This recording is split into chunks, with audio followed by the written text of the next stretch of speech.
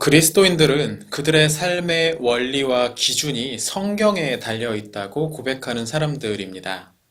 그들이 그렇게 고백하는 이유는 성경이 하나님의 말씀이라고 믿기 때문이죠. 사실 이 사실은 너무나도 중요해서 이 점을 부정한다면 그 사람은 일반적인 의미에서의 기독교인이다라고 말할 수가 없을 정도입니다.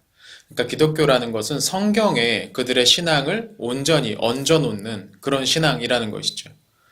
근데 이 너무 간단해 보이는 이 성경은 하나님의 말씀이다라는 문장도 그 말을 하는 사람에 따라서 전혀 다른 의미를 갖기도 합니다. 대략 짐작할 수 있듯이 이 차이는 결코 작지 않습니다. 종종 그리스도인들 사이의 연합을 가로막는 걸림돌이 되기도 하죠. 그럼 도대체 성경을 보는 관점이 얼마나 서로 다른 걸까요? 저는 크게 네 가지로 나누어서 오늘날 이 교회의 성경을 보는 관점이 어떻게 차이가 나는지를 잠시 살펴보려고 합니다. 먼저 가장 보수적인 관점인 문자주의라는 것에 대해서 생각해 봤으면 좋겠습니다. 문자주의란 그 이름에서도 알 수 있듯이 성경이 처음부터 끝까지 하나님의 말씀이고 그 말씀은 오늘날 그것을 믿는 기독교 신자들에게도 직접적으로 나아가 문자 그대로 규범으로 작용한다고 믿는 사람들입니다. 당연히 이 사람들은 성경에 기록되어 있는 여러 규례들을 가능한 문자 그대로 있는 그대로 지키는 것이 성경에 충실한 신앙이라고 생각해 버립니다. 예를 들어서 안식교 일파는 안식일을 기억하여 거룩히 지키라는 출애굽기 20장 8절을 무엇보다도 중요하게 여겨서 이 규정을 지키지 않는 사람은 진짜 그리스도인이 아니라고 주장하기도 할 정도죠. 그러니까 꽤나 엄격한 문자주의적 관점을 보여주고 있는 겁니다. 어쩌면 여러분들 가운데서도 이런 식으로 성경을 생각하시는 분들이 계실지 모르겠습니다. 그러나 이 관점은 여러모로 꽤나 까다로운 문제들이 제기됩니다. 가장 큰 문제는 2000년, 3000년 전의 그 신앙의 모습을 절대적인 것으로 고정시켜 버린다는 점이죠. 하나님께서 그 이후 여러 교부들과 개혁자들, 신학자들을 통해서 그분의 선한 종들을 통해 발전시키고 드러내신 많은 신앙의 가르침들을 완전히 무시해버리고 있다는 비판도 가능합니다. 특히 성경 기록 이후의 모든 역사들, 특별히 교회사들을 아예 없는 것으로 치부해버리는 오류를 범하는 것이죠. 이런 식의 이야기들 많이 들어봤을 겁니다. 성경 그 시대로 초대교회로 돌아가자. 네, 이 구호가 가지고 있는 의미가 무엇인지는 충분히 이해가 됩니다. 그러나 우리는 초대교회로 돌아갈 수가 없습니다. 이미 초대교회와 우리 사이에 2000년이라는 갭이 있고 너무나 많은 것들이 달라졌기 때문에 그때 그 사람들처럼 신앙생활을 할 수는 없는 것이죠.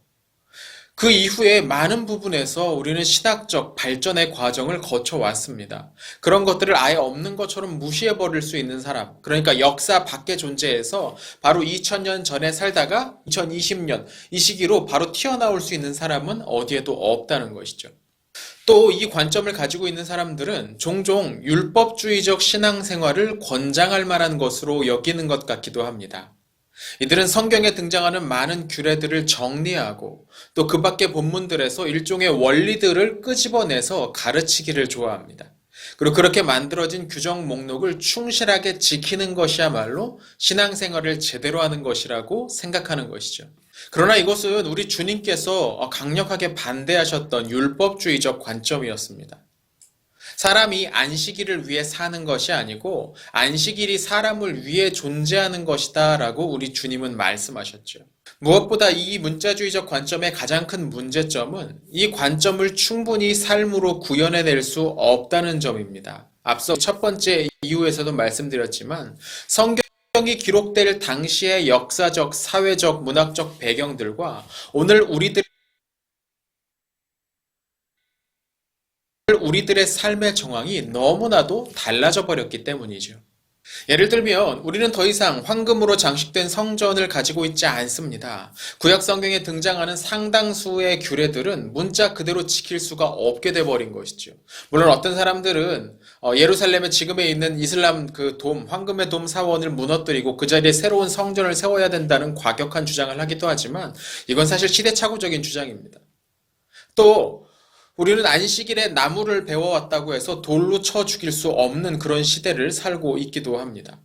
자연히 문자적인 읽기와 적용은 하나의 이상으로서 우리에게 있는 것이지 실제로는 현대로의 적응을 시도할 수밖에 없습니다. 예컨대 안식일에 일을 한다고 해서 사형에 처할 수는 없지만 공동체 밖으로 추방해야 된다 내지는 공동체에서 비난을 받아야 한다는 식의 적응인 것이죠. 그러나 이건 이미 애초에 문자적 적용에서 벗어나 버린 해결책입니다. 일종의 자기 모순인 거죠. 또 문자주의는 복잡한 현실에 충분히 적응하기 어렵습니다. 적게는 2000년, 멀리는 3000년 전 기록된 규례들은 오늘날 사회의 다양한 분야들에 관한 명령을 담고 있지 않습니다. 때문에 문자주의에 충실하고자 하는 사람들은 앞서 말한 것처럼 현대 문제들과 비슷한 구절들을 끌어다가 무리하게 적용하면서 스스로의 전제를 파괴하거나 반대로 성경에 등장하지 않는 모든 것들을 제외해버린 채 고대의 삶만을 쫓아가는 선택을 할 수밖에 없는 것이죠. 그러나 기술과 문화의 발전을 모른 척하는 태도, 어쩌면 적대시하는 태도는 하나님이 만드신 모든 것이 선하다는 성경의 가르침, 나아가 이 세상에 도시를 건설하시려는 하나님의 계획과 잘 조화를 이루지 못하는 것 같습니다. 물론 문자주의적 관점을 시대착오적이라고 비난만 할 수는 없습니다. 적어도 그들은 성경을 하나님의 참된 말씀이라고 확실히 믿고 있습니다. 참되신 하나님의 말씀을 대하는 인간의 바른 자세에 관해서, 순종에 관해서도 잘 알고 있죠. 그리고 진실한 문자주의자들이라면 그렇게 살려고 순종하는 삶을 살기 위해 애쓰는 사람들이라고도 할 수 있습니다. 문제는 그들의 방식에 있지 그들의 목적과 전제에 있는 것이 아닌 거죠. 성경을 향한 그들의 바른 열정은 때에 따라 다른 그리스도인 형제들에게 좋은 본이 될 수도 있습니다. 사실 오늘날 그리스도인들에게 더 큰 문제는 성경을 너무 읽지 않는다는 데 있을지 모르죠. 앞서 설명한 문자주의가 성경을 보는 가장 보수적인 관점이라면 오늘 설명할 현대주의는 그 반대쪽 극단에 서 있는 관점이라고 할 수 있습니다. 현대주의는 앞서의 문자주의가 가지고 있던 약점에 주의를 기울입니다. 즉 문자주의는 성경이 기록될 당시와 오늘날의 역사적, 사회적, 문화적 차이를 너무 쉽게 무시해버린다는 약점을 가지고 있었죠. 그러나 하나님께서 성경의 저자들을 통해서 기록하셨다는 것을 받아들인다면 각 저자들이 자신에게 익숙한 분위기와 단어, 관습을 반영해서 성경의 문서들을 기록했다는 것도 인정해야 됩니다. 예컨대 성경의 저자들이 해가 뜨고 진다라는 표현을 사용했던 것은 당시 사람들이 관찰한 바에 따른 진술입니다. 그렇다고 해서 오늘날도 사용되고 있는 이런 표현들이 거짓이라는 말은 아니지요. 정말로 태양은 떠오르는 것처럼 보이지 않습니까? 하지만 문자주의는 종종 이런 진술들에도 지나치게 많은 의미를 부여하는 듯합니다. 현대주의는 만약 성경이 진실을 담고 있다면 그 안에 진술되어 있는 내용이 오늘날 과학과 조화되어야 된다고 생각하는 것입니다. 이런 점 때문에 이 관점을 과학주의적 관점이라고도 부를 수 있지 않을까 싶습니다. 새로운 과학적 발전이 성경의 진술과 어긋난다면 그 성경의 진술에 대한 우리의 해석을 포기하든지 아니면 새로운 과학적 발견을 포기해야 되는 것이죠. 혹시 그 때문에 신앙을 포기해서는 안 되는 거니까. 그래서 그들은 이 성경의 내용을 새로운 과학적 발견과 조화시키려고 애썼던 사람들입니다. 적어도 이 관점을 가지고 있는 어떤 사람들은 이런 경건한 의도를 가지고 있지 않았나 싶습니다. 새로운 과학적 발견으로 인해서 신앙을 잃어버리지 않도록 성경에 대한 해석, 그 관점을 바꿔야 된다는 것이죠. 근데 이 관점 역시 문제가 전혀 없는 것은 아닙니다. 시간이 지나면서 이 문제는 점점 두드러지게 됐죠. 우선 그 목적 자체가 성경의 현대적 과학 진술과의 조화이다 보니까 필연적으로 성경의 내용을 평범하게 재해석하는 과정을 거치게 됩니다. 결국 이 관점은 시간이 지나면서 성경에 등장하는 초자연적인 현상들을 인정하지 않는 방향으로 발전하게 되었습니다. 이들은 동정녀 탄생도, 부활도, 죽은 자들 내지는 병든 사람들의 치유도 사실로 보지 않습니다. 왜냐하면 그것들은 과학적 진술과 어긋나기 때문이죠. 홍해는 그저 늪지대를 통과한 것이고 어쩌면 모세라는 인물 자체도 신화적 존재일지 모른다고 선언하기도 합니다. 제가 최근에 읽었던 어떤 책 중 한 권에서 저자는 동정녀 탄생이란 그저 사생아를 의미하는 것 뿐이고 어쩌면 마리아가 로마 병사에게 강간을 당해 낳은 아들이 예수였을 것이라는 대담한 추측을 아무렇지도 않게 내뱉기도 합니다. 이들은 성경에 실려있는 초자연과 신비를 모두 날려버렸습니다. 그것들이 단지 과학적이지 않다는 이유에서 말이죠. 요컨대 성경과 현대의 과학적 상식 중에 후자의 손을 들어준 겁니다.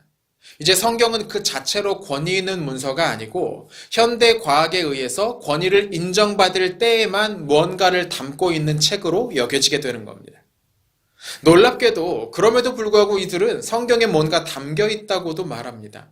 다만 성경에는 고대 신화적 그 설명들로 가득 차 있기 때문에 비신화화라는 작업을 통해서 신화적 요소들을 제거해버리고 오늘날에도 적용될 수 있는 교훈을 정제하는 과정을 거쳐야 된다고 믿는 것이죠. 이들은 그렇게 순수하게 정제된 가르침으로부터 설교를 이끌어내려고 합니다. 혹시 이런 이야기 들어보셨는지 모르겠습니다. 예수라는 인물의 부활이 실제로 일어났는지는 중요하지 않지만 우리가 그분을 사랑하고 따라가려고 할 때 그분이 우리의 마음속에서 다시 살아나신 것이고 낙심과 절망이 될 때라도 그분을 생각하면서 소망을 갖고 살면 그것이야말로 부활신앙, 부활의 삶이라고 가르치는 거죠. 그러나 이것은 성경의 진술과는 매우 많이 다른 관점입니다. 언뜻 생각해도 이러한 관점을 유지하기 위해서는 대단한 비약이 또는 이들이 피하려 하는 그 신앙적 도약이 필요한 것 같습니다. 성경을 보면 예수께서 그 자신이 부활할 것이라고 여러 차례 말씀하셨습니다. 만약 그가 정말로 부활하지 않았다면 그분은 거짓말쟁이가 되는 것이죠. 그런 그의 말을 따라 살겠다는 것도 뭡니까? 물론 어떤 사람들은 이렇게 반론을 합니다. 그런 구절들은 예수 본인이 한 말이 아니고 그의 제자들이 후에 기록해 넣은 것이다. 이런 식으로 말하는 거죠. 그러니 예수 자신에게 문제될 것은 없다는 식입니다. 그리고 이런 해명은 자연스럽게 역사적 예수를 찾으려는 움직임으로 발전되기도 합니다.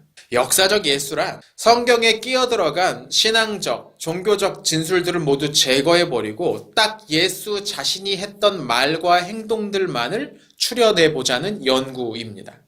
그러나 이 수십 년에 걸친 연구는 결국 실패로 돌아가 버리고 말았습니다. 왜냐하면 사실 우리는 역사적 예수에 관해서 성경의 기록 말고는 다른 자료를 참고할 만한 것이 별로 없기 때문이죠. 물론 여러 가지 새로운 자료들이 발견되었다고 그들은 주장합니다. 그러나 수천 년 동안 어디에 처박혀 있다가 발견된 그 새로운 기록이 예수에 관해서 좀 더 정확한 기록이라고 누가 입증할 수 있겠습니까? 때문에 작업은 자연히 성경 안에서 불필요한 부분을 빼내는 식으로 이루어지는데 어떠한 부분이 불필요한지는 결국 오늘날 내가 결정하는 겁니다.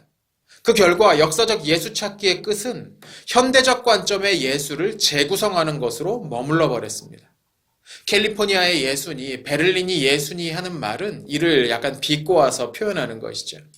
결국 자신이 만들어낸 자기 마음에 드는 예수를 만들어서 믿겠다는 건데 예수와 가까운 시절에 살았던 사람들의 진술보다 수천 년이 흐른 오늘을 살아가는 자신의 진술이 더 실제 모습과 가깝다는 태도야말로 대단한 믿음이긴 한 것 같습니다. 결국 현대주의는 성경 진술의 어떤 부분을 믿음으로 받아들여야 하는가에 대한 질문에 대해서 성경이 말하고 있는 내용과 부분보다는 내가 결정한 부분을 좀 더 중요하게 여겨야 한다는 대단히 오만한 결론으로 쉽게 치달을 수 있습니다. 잘해야 이신론이고 못하면 무신론으로 전락할 수 있다는 비판도 가능하죠. 비록 그 운용 방법에는 문제가 있긴 하지만 현대주의는 성경에 대한 해석과 현실이 늘 접촉점을 가지고 있어야 된다는 중요한 사실을 강조하고 있습니다. 비록 이들이 자주 공격의 대상으로 삼고 있는 것이 자신들보다 좀 더 보수적인 신앙을 가지고 있는 동료 기독교인들이긴 하지만 따지고 보면 이들이 지적하는 것 전부 쓸데없는 것은 아니죠.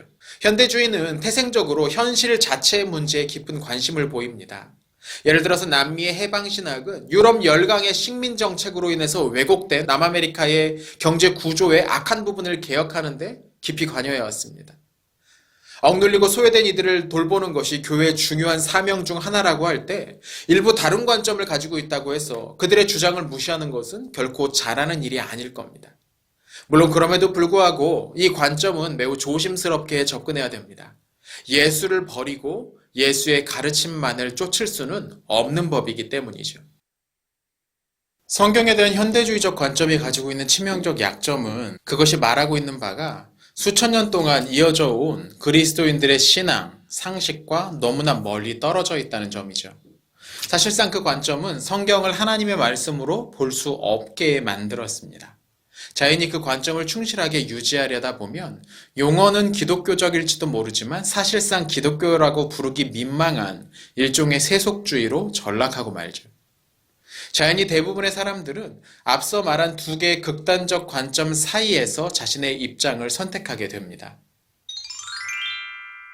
지금부터 이야기할 세 번째 관점은 그 관점 가운데서도 약간 현대주의 쪽으로 기울어져 있는 관점인데요.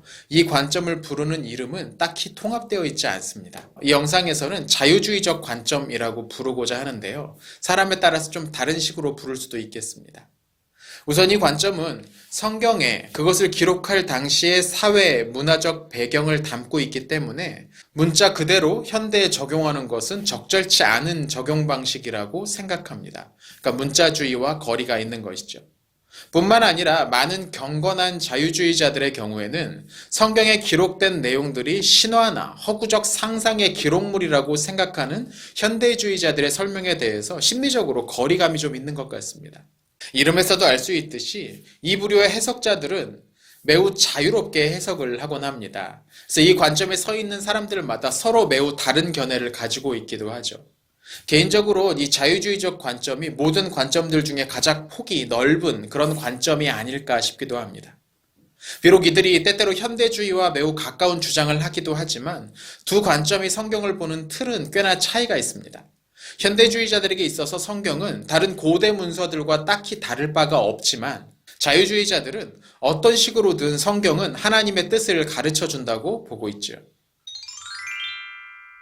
자유주의적 관점의 문제점은 현대주의적 관점과의 유사성에 있습니다. 앞서 말한 것처럼 이 관점은 성경에 그것을 기록할 당시의 역사적이고 문학적이고 문화적인 배경이 영향을 끼쳤다고 봅니다. 근데 여기서 한 발 더 나아가서 그렇기 때문에 성경 자체에도 문화적이고 역사적인 왜곡이 있다고 확언하는 부분에서 문제가 시작되는 거죠. 만약 성경에 어떤 부분에 오류가 있다면 그 부분을 지적하고 수정할 권한은 누구에게 있는 걸까요? 예를 들어 자유주의자들은 흔히 모세오경이라고 부르는 5권의 책을 모세가 직접 썼다고 생각하지 않습니다. 베드로가 썼다고 알려진 2개의 편지나 바울의 저작으로 되어 있는 여러 편지들의 저자도 베드로나 바울이라고 생각하지 않습니다. 그 문서들은 그들의 이름을 빌려서 혹은 그들의 권위를 빌려서 어떤 신학적 진술을 하기 원했던 특정한 공동체의 작품이라는 거죠. 같은 방식으로 이들은 이사야 선지자의 글을 2명 혹은 3명의 저자들이 각각 다른 시대에 쓴 것으로 봅니다. 제1 이사야니 제2 이사야, 제3 이사야 하는 표현들은 바로 이 자유주의자들이 만들어낸 것이죠. 요컨대 이들의 주장에 따르면 우리는 자신이 바울이 아닌데도 불구하고 바울이라고 거짓 주장을 하는 사람들의 글을 하나님의 말씀으로 받아들여야 한다는 말입니다. 일종의 명의 도용인데 이들은 당시의 관행이었다는 말로 이런 거짓을 별 문제가 아닌 것으로 생각하고 넘어가려고 합니다. 물론 일부는 처음부터 성경에 하나님과 상관이 없는 문서라고 생각하기 때문에 딱히 문제의식을 느끼지 않을 수도 있지요. 하지만 문제는 이런 저작권에 관한 것에 국한되지 않습니다. 당연히 성경 본문의 내용에 있어서도 이런 식의 왜곡과 인간적 주장들이 포함되어 있다고 볼 수밖에 없습니다. 결국 성경이 하나님의 영감으로 기록되었다는 원칙이 봄날 눈 녹듯 사라져버리는 겁니다. 물론 이런 애매함을 자유주의적 관점을 지닌 이들이 모를 리가 없죠. 그래서 칼 바르트와 같은 학자들은 바르게 성경을 읽을 때 그것은 하나님의 말씀이 된다고 설명합니다. 여기서 관건은 성경을 읽는 사람들의 자세와 성령의 도우심에 있습니다. 성령은 늘 도우시니 다시 중심은 사람에게 옮겨지게 되는 거죠. 그가 읽고 감동을 받고 변화됐다면 그것은 하나님의 말씀이 되는 것이고 그렇지 않다면 아니라는 식의 결론이 될 수 있는 겁니다. 결국 사람이 어떤 부분이 하나님의 말씀인지를 결정할 수 있는 권한을 갖게 된다는 점이 이 관점의 가장 큰 딜레마입니다. 하지만 바르트가 현대주의에 의해서 거의 무너졌던 정통 신학의 일부를 다시 세우는 데 큰 공헌을 했다는 것은 무시할 수가 없는 부분입니다. 자유주의적 관점은 근본주의적 해석법이 가지고 있던 성경책 자체에 대한 지나친 숭배로부터 그 안에 담긴 성경 말씀으로 우리의 관심을 바르게 돌리도록 합니다. 또 현대주의자들이 난도질한 성경의 하나님 말씀됨을 일정 부분 회복시키기 위해서 나름대로 애를 썼다고 볼 수도 있습니다. 성경에 대한 현대적인 해석이 판을 칠 때 신학계 전반에 걸쳐 있던 그 냉소주의가 바르트와 같은 학자들로 인해서 많이 사라진 감이 있지요. 그러나 이 관점은 매우 자주 현대주의적 관점의 전제들에 치우치는 경우가 많습니다. 그것이 가지고 있는 약점 또한 일정 부분 공유하게 되지요. 이 부분은 분명 극복해 나가야 될 부분이 아닌가 싶습니다. 마지막으로 소개해드릴 관점은 개혁주의적 관점입니다. 사실 개혁주의란 말 자체가 특정한 신학적 사조를 가리키는 표현이고 또 개혁주의 이외의 신학 사조에서도 지금부터 설명해드리는 이 관점을 보여주기도 합니다. 다만 개혁주의가 이 관점을 주장하는 대표적인 신학적 입장이면서 또 제가 속한 입장이기도 하기 때문에 이런 식으로 부르려고 합니다. 성경을 보는 개혁주의적 관점은 기본적으로 자유주의적 관점과 유사한 포지션에 있습니다. 그러니까 두 개의 극단적인 관점 사이에 위치한다는 것이죠. 성경을 기록할 당시에 사회적이고 문화적 배경이 있으므로 기록된 내용을 오늘날 적용할 때는 반드시 바른 해석 과정이 필요하다는 점을 개혁주의적 관점은 인정합니다. 또 이 관점은 현대주의가 저질러 놓은 그것, 즉 성경으로부터 신성을 벗겨내버리는 행실을 반대하죠. 성경은 단순히 도덕적 감화나 격언집이 아니라 하나님의 말씀이라고 개혁주의적 관점을 가진 사람들은 믿고 있습니다. 여기까지는 경건한 자유주의자들과 유사하다고 볼 수 있죠. 하지만 개혁주의자들은 그들보다 조금 더 보수적인 위치를 취합니다. 이들은 성경이 기록될 때 그 당시의 여러 배경들이 함께 담겨 있음을 알지만 그럼에도 불구하고 그 모든 것 이면에는 하나님의 손이 있다고 말합니다. 소위 말하는 성경의 영감이 바로 그것이죠. 개혁주의자들은 우리가 가지고 있는 신구약 성경의 모든 책들이 하나님의 영감을 통해서, 즉 성령의 감동으로 기록되었다고 믿습니다. 그리고 이 영감에는 문화, 사회, 역사, 지리적 배경까지 녹아들어가서 아무런 오류가 없이 신적 진리를 말하고 있다고 보죠. 반면 자유주의자들은 당대의 시대적 배경이 들어있다는 이유로 어떤 부분은 오늘날엔 더 이상 통하지 않는 내용이라고 말합니다. 예를 들어 설명해 보죠. 고린도전서 11장은 예배 시 여자가 머리에 천을 써야 된다고 말합니다. 문자주의자들은 당연히 여자들의 머리에 천을 써야 된다고 볼 겁니다. 실제로 제가 학부 다닐 때 탈북자 출신의 어떤 그 후배님께서 이런 식으로 이야기하는 것을 들은 바도 있습니다. 반면 현대주의자들은 딱히 이 점에 대해서 신경 쓰지 않을 것 같습니다. 쓰던 말든 상관없다는 식이죠. 아마도 자유주의자들과 개혁주의자들 모두 이 구절이 당시의 관습을 반영한다고 인정할 겁니다. 그리고 그들은 공통적으로 오늘날 머리에 무엇인가 쓰는 것이 어떤 의미가 있을지에 대해서 연구하겠죠. 하지만 자유주의자들은 이 구절을 고린도전서라는 편지를 작성한 어떤 사람들이 가지고 있었던 생각이라는 차원으로 접근해서 결론을 내려고 할 겁니다. 그러나 개혁주의자들은 하나님께서 바울을 통해 이 편지를 쓰도록 하실 때 어떤 본질적 의미를 두셨는가를 찾으려고 할 겁니다. 바로 이것이 자유주의와 개혁주의자의 성경을 보는 관점의 차이인 것이죠. 이는 성경의 영감에 대한 다른 시각으로 정리할 수도 있습니다. 개혁주의자들은 성경이 성령의 감동으로 기록되었기 때문에 거기에는 어떠한 오류도 없다고 봅니다.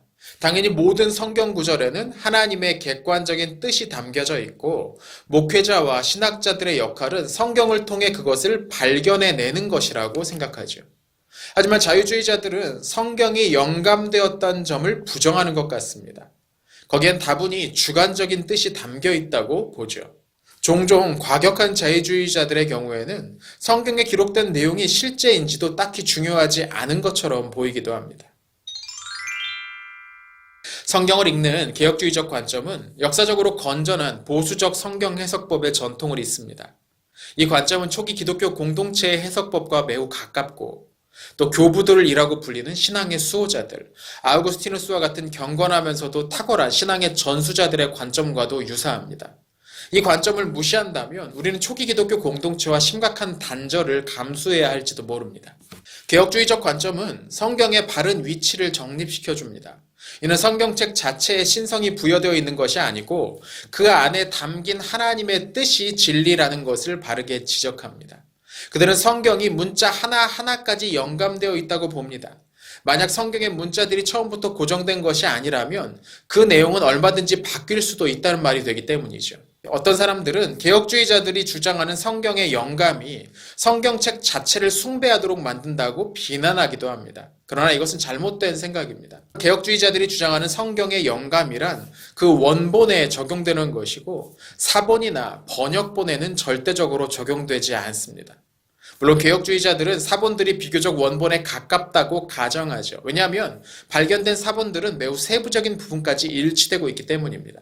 반대로 성경의 영감을 받아들이지 않는다면 왜 우리가 그 내용을 따라가야 되는지에 대한 절대적인 이유를 제시할 수가 없습니다.